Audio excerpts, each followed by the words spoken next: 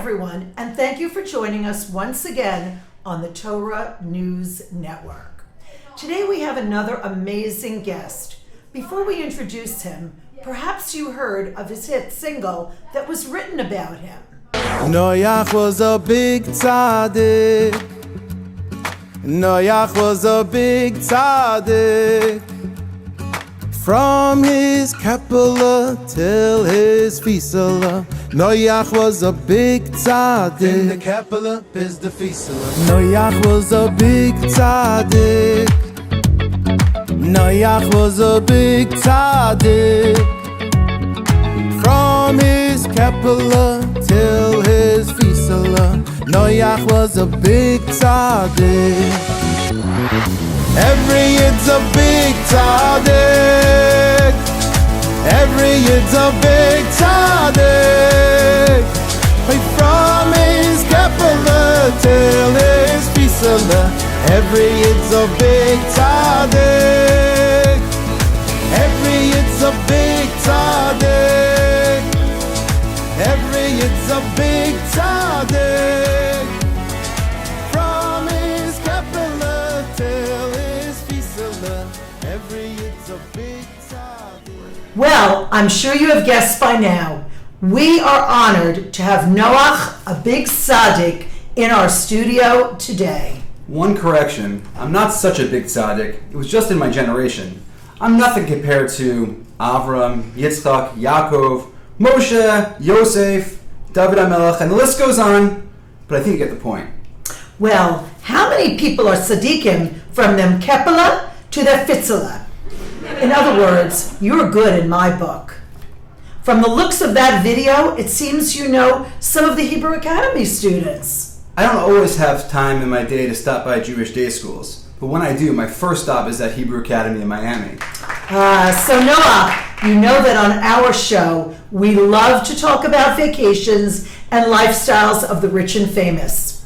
And heard you spent quite some time on an epic cruise. I wouldn't describe it as a cruise, but a really, really long trip on that boat. It took me a whole year.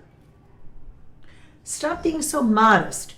This was no regular boat. It was huge. By your measures, it was around 600 feet long, 100 feet wide, and around 60 feet tall. I think that's a number of football fields.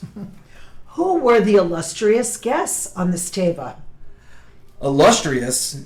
You think I was so selective? I begged people to come and help me build the teva. And then when Hashem told me he was going to bring a huge mabul, I tried to warn everyone and invite them on. In fact, if you live in Florida, my advice to you is that you get building that teva right now. So in case of a flood, you got a plan.